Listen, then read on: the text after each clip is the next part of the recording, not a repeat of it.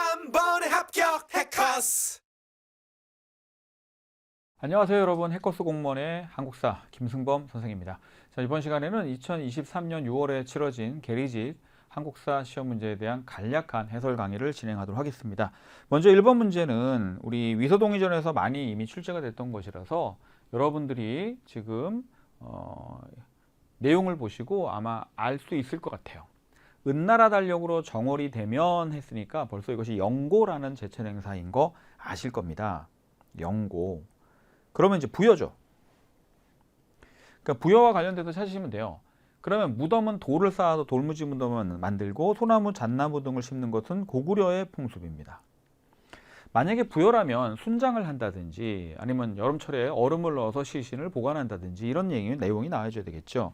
자, 부여에 바로 4가지 법률이 있습니다. 남녀가 간음을 하면 사형, 또는 투기한 부인도 사형, 그렇죠? 물건 훔치면 12배 배상, 이런 것들이 있잖아요. 그래서 답이 2번이 되는 것이고, 천군이 있고 소도라는 행정구역이 있으면, 일정한 벼릅이 있으면 이거는 사만입니다.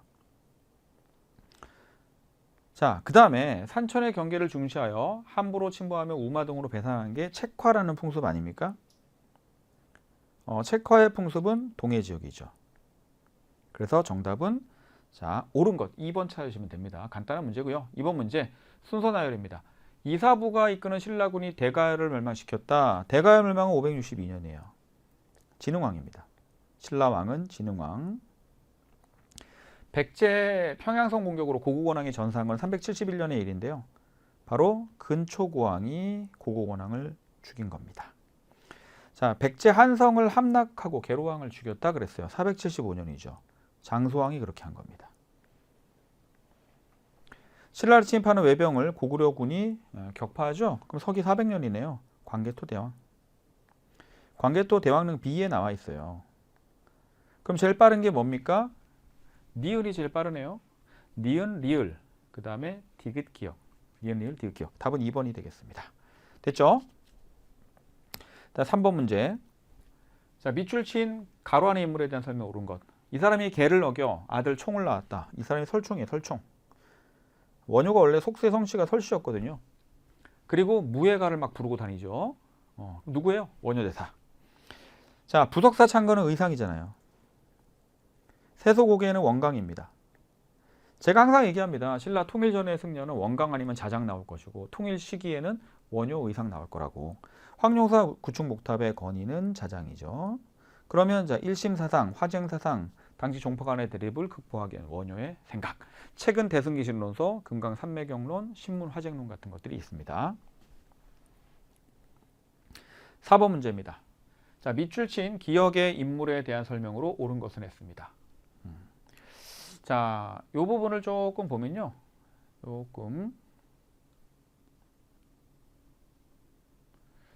왕의 총애를 받는 이들은 곁에 있으면서 정권을 훔쳐 제 마음대로 하니 기강이 문란해졌다. 쭉 나오는데 제일 중요한 내용이 뭐냐면 여기 나와요. 지금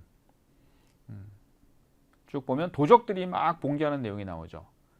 그리고 이르는 곳마다 메아리처럼 호응하여 한 달 만에 무리가 5천에 달하니 드디어 무진주를 습격하였다. 이 문제가 왜 어렵냐면 여기서 이 부분을 보셔야 돼요. 어차피 신라 말에 호족들의 난립은 볼 수가 있고 농민 반란도 볼 수가 있어요. 하지만 무진주, 광주 지역에 지명이 나왔다는 거죠. 무진주에서 자기가 먼저 왕이라고 자칭을 합니다. 그리고 나중에 완산주에서 후백제를 건국하는 사람이 누구예요? 견훤이에요.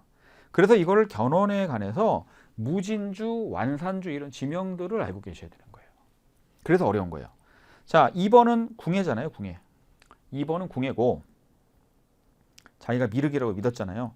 그 다음에 서해안의 해상 세력으로 활동하는 가문에서 태어났다. 그러면 이제 송악을 중심으로 하는 왕건이 좋겠죠. 국호를 장안, 연호를 경운으로 정하고 반란 일으킨 사람은 822년에 일으킨 김원창의 난, 바로 김원창입니다. 자기 아버지 김주원이 왕이 되지 못함을 불만을 품고 헌덕왕 때 일으킨 거죠. 자, 가와 나 시기 사이에 있었던 사실로 옳은 것.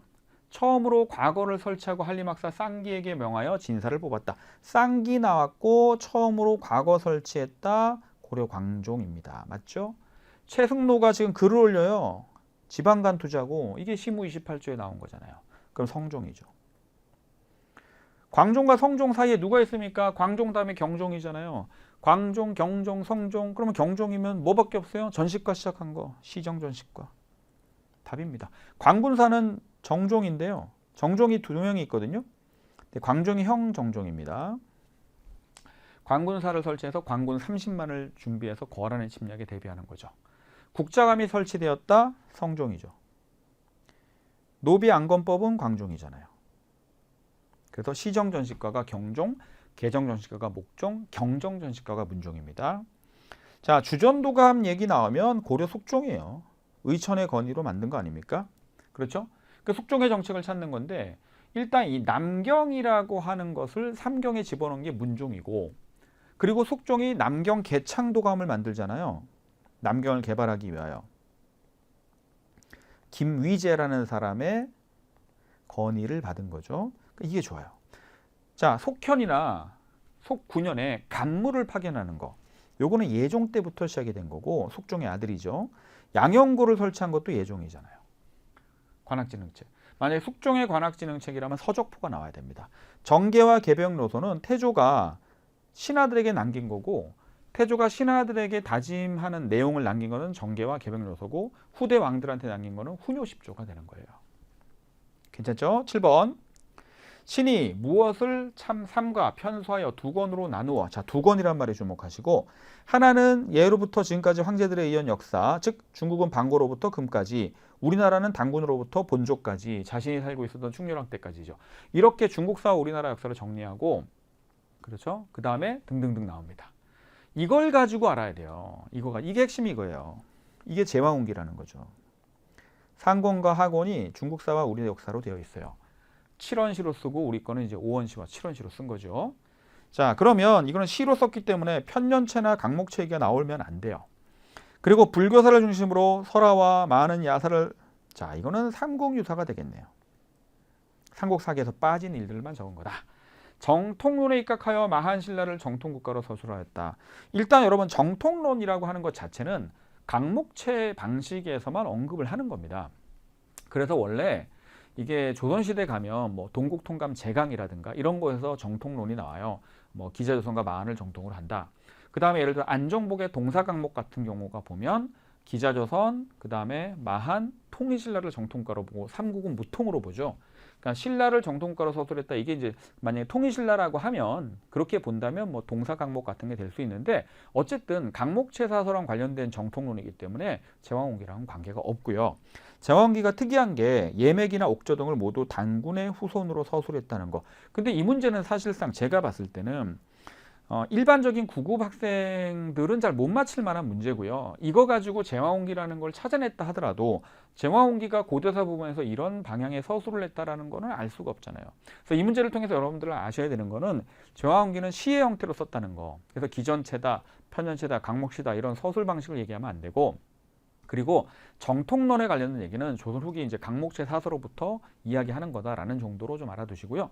그래서 이제 삼한정통론이라고 할 때 보통 동사 강목을 이야기합니다. 이익으로부터 만들어 가지고, 자, 그 제왕운기 내용에서 고대사 부분이 이렇게 서술되어 있다. 참고로 알고 넘어가시면 됩니다.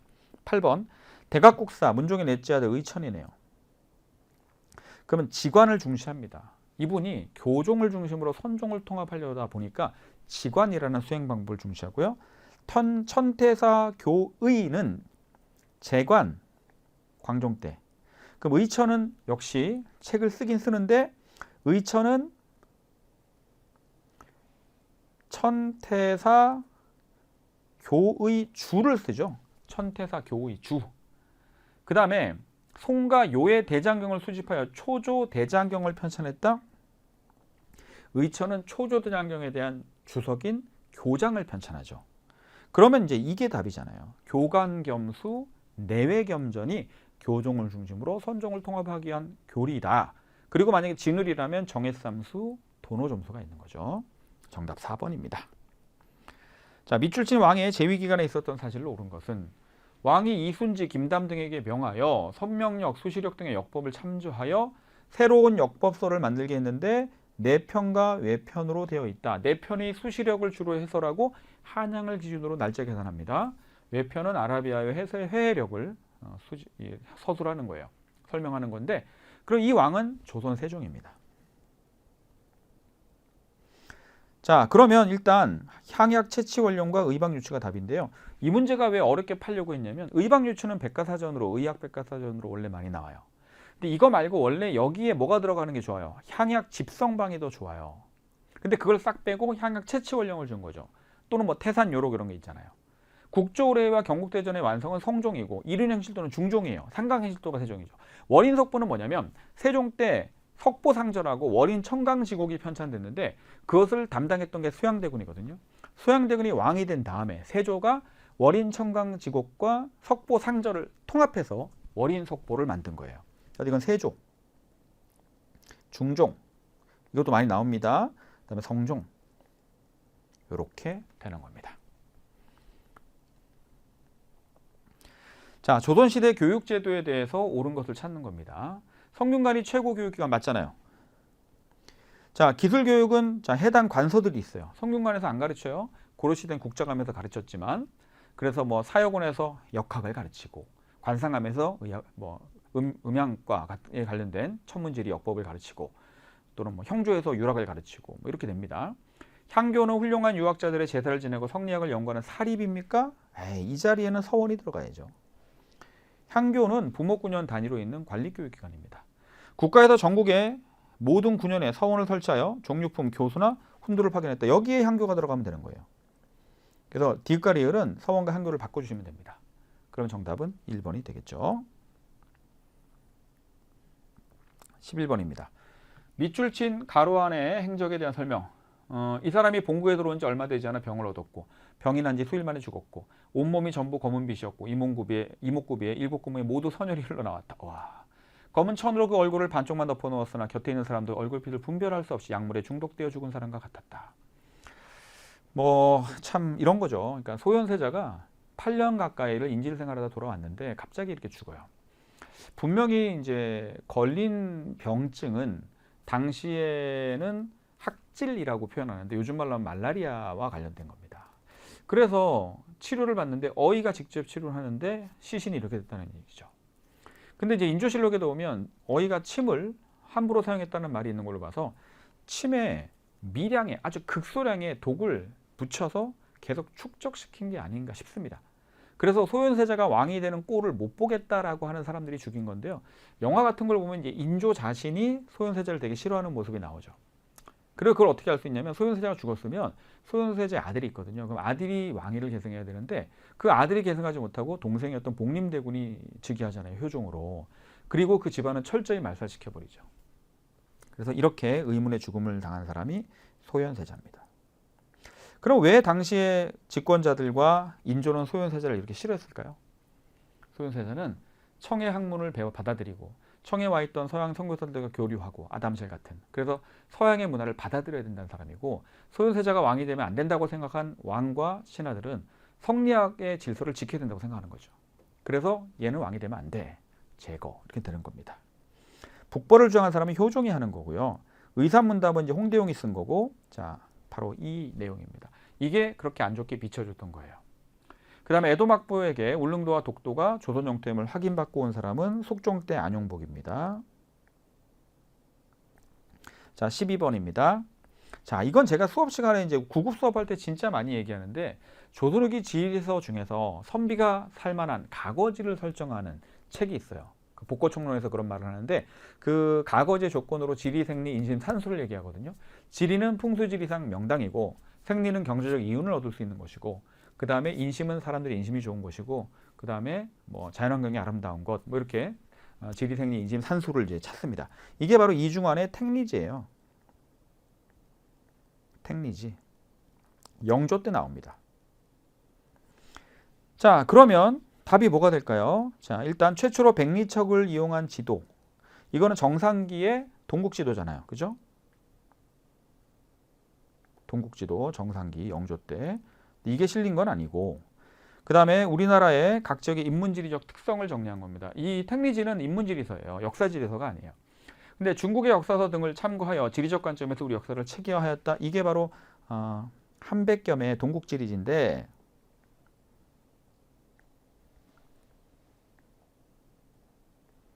17세기에 나온 역사지리서고요. 한백겸의 동국지리조에서 이제 부족국가 파트는 중국의 역사서를 열전들을 참조해서 씁니다. 9년별로 채색 읍지도를 첨부하여 읍의 형편을 일목요연하게 파악했다. 그래서 모든 지역의 앞부분에 채색 지도가 있어요. 이게 영조가 편찬한 여지도서입니다. 여지도서. 읍지들을 모은 거죠. 그래서 3번, 4번이 너무 어려워요. 그래서 이 제시문도 어렵고 총체적으로 난국입니다. 12번은 굉장히 어려운 문제입니다. 그 다음에 대원군이 추진한 정책, 뭐 서원철폐 맞고, 그죠? 경복궁 지으려고 당백전, 원납전 맞고, 호포제 맞고, 이건 대전 통편이 아니라 대전 회통이어야 되죠. 대전 통편은 정조니까 기억, 니은, 디귿이 다 맞다. 간단한 문제고요. 14번. 우리가 무엇을 처음으로 출판하는데 조선에 있는 내외국 인민에게 우리 주의를 미리 말하여 아시게 하노라. 우리가 신문 출판하기는 취리하려는 것이 아닌 고로 값을 헐하도록 하였고 모두 원문 한글로 쓰기는 남녀 상하기천이 모두 보게 하며 구조를 띄어쓰는 것, 띄어쓰기를 했다는 거죠. 알아보기 쉽도록 하는 것이다. 여러분 최초로 띄어쓰기를 시도한 신문이 독립신문입니다. 서재필이 발행했다고만 알고 있지만 사실은 띄어쓰기의 고안은 헐버트 박사가 하죠. 헐버트가 또 한글에 대한 전문가거든요. 그래서 독립협회를 찾으시면 돼요. 서재필과 관련돼서 자 독립협회 설립이 되는 거고 아간파천하고는 관계가 없죠. 그 다음에 헌정연구회. 헌정연구회도 1905년에 생긴 거고 국채보상운동 이거는 1907년인데 서재필은 1897년에 추방을 당합니다. 독립협회를 설립하였다. 자 서재필 다음 상황 이후에 전개된 사실로 옳지 않은 것은 일본 정부는 동경에 있는 외무성을 경유하여 금우 한국의 외국에 대한 관계 및 서무를 감리 지휘할 것이며 자 여러분 여기서 핵심이 이거예요. 일본 정부가 동경에 있는 외무성을 경유하여 한국의 외교 사무를 처리한다는 거예요. 그럼 이거 외교권이 박탈됐다는 얘기예요. 우리의 외교적인 사안을 동경에 있는 외무성에서 처리한다는 얘기죠. 그 을사늑약입니다. 을사늑약. 그렇죠? 그러면 이후에 전개된 사실로 옳지 않은 것은 자 을사늑약은 1905년 11월이죠. 간도협약은 1909년이에요. 그러니까 이건 맞아요. 을사늑약 때문에 을사의병이 일어날 테니 이것도 맞아요. 맞죠? 이것도 맞아요. 그다음에 요거 한국 정부와 일본 은행과 1천만 원의 차관 도입을 계약했다. 이거는 되게 어려운 얘기인데 이게 맞는데 이거 누가 한 거냐면 이토 히로부미가 한 거예요. 이토 히로부미가.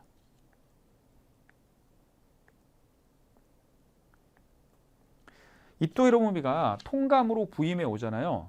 그래서 우리 정부와 일본의 당시에 흥업은행이라는 은행이 있는데 그 흥업은행과 1천만 엔의 차관 계약을 하게 됩니다. 그런데 메가타가 했던 화폐 정리 사업은 1904년 11월에 전환국의 폐지로부터 시작이 돼서 1905년 초에 화폐 정리에 대한 조례를 반포하면서 시작이 되는데 이게 언제부터 본격적으로 화폐 정리가 시작이 되냐면 이미 7월 1일부터 시작이 되고 있어요. 을사늑약 전에 이미 시작이 되고 있었던 겁니다. 그래서 정답이 4번이 되는 건데 이 문제도 무지하게 어려워요. 계리직은 일반적으로 여러분 국어 문제랑 좀 달라요. 방향성이. 그래서 뭐 너무 어렵습니다. 이런 거 보면. 자, 그 다음에 국어 문법은 누가 썼냐면요. 주시경 선생이 쓴 거예요. 이거랑 말의 소리. 1914년에. 자, 가계하나를 제정한 것은 조선어 연구회가 한 겁니다. 조선어 연구회는요. 주시경 선생의 제자들이 만든 거죠. 그리고 이 주시경 선생은 언제 돌아가시냐면 1914년에 돌아가신 분이에요. 국문연구소는 1907년에 있어서 주시경 선생이 활동을 했습니다. 여기 헐버트도 있었고요. 조선어학회 사건, 이게 1942년이죠. 안 되는 거고 맞춤법 통일한 원안도 조선어 학회가 한 건데 조선어 학회 자체가 31년부터예요. 조선어 연구회가 계승이 된 거죠. 그러니까 전부 다 주시경 선생의 제자들이 하는 것이지 주시경 선생 자체는 14년에 돌아가십니다. 국문연구소. 그 다음에 국어문법, 말의 소리. 자, 대한국 황제 장례일에 일어난 운동입니다. 자, 보니까 독립만세, 일체, 납세, 거부, 언론 출판 집회 자유, 교육용어 조선어로 우리의 원수는 자본 제국주의 일본이다 등등 나왔습니다.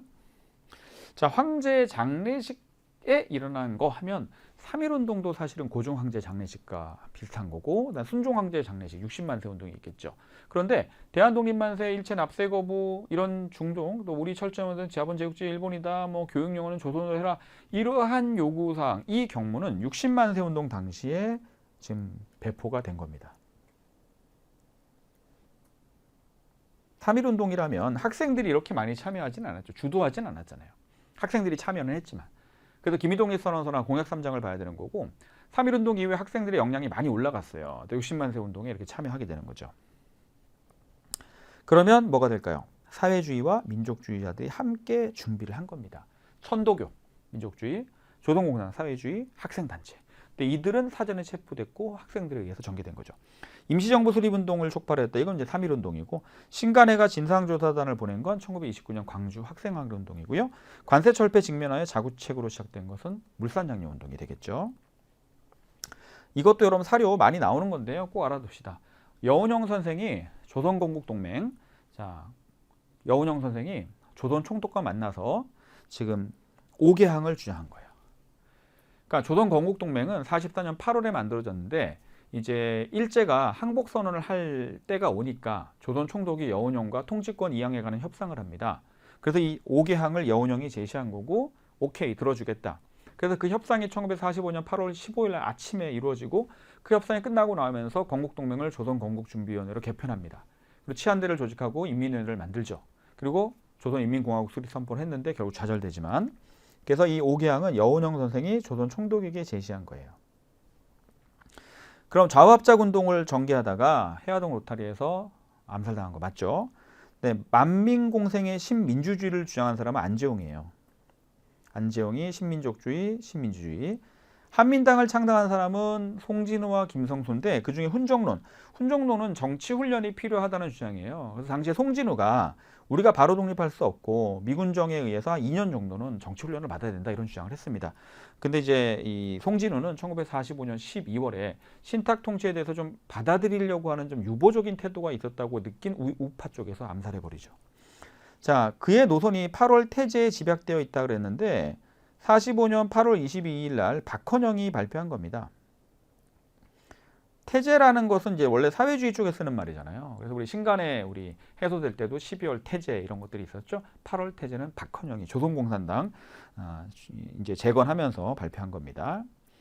한자성어 문제는요, 우리 한국사 영역은 아니지만 여러분들 뭐 그냥 한번 참고로 보시면 돼요. 여기서 다재다능이나 유비무환이나 결리사이 다 맞는데, 중마고에서 고자가 다른 고자를 써야 돼요. 중마고에서 저 고자를 쓰면 안 되고 요 고자를 이렇게 써야 됩니다. 그래서 정답이 4번이 되는 거고요. 20변에 이제 소포에서 이 소자가 이 소자를 써야 돼요. 그래서 틀린 거고, 그 다음에 뭐 발행한다, 이건 뭐 제가 할 내용은 아닌데, 발행한다라고 할 때 발자는 지금 이 발자를 쓰면 안 되죠. 그러니까 어떤 발자를 써야 됩니까? 이거를 써야 되죠. 이걸 써야 돼요. 그래서 틀린 거고, 그 다음에 뭐 출근하는 거, 요거는 맞는 거고, 신속하다, 이게 믿을 신자를 쓰면 안 되죠. 이걸 쓰면 안 되고 이걸 써야 돼요. 이걸, 이 신자를 써야 됩니다. 그래서 이거는 뭐 우리가 하는 영역은 아니에요. 이제 뭐 그렇다. 답은 3번입니다. 자, 이렇게 해서 제가 계리지 해설을 간단하게 했고요. 해설지는 제가 또 첨부하도록 할 테니까 그거를 좀 더 자세한 내용은 참조하시면 됩니다. 여러분 고생하셨습니다.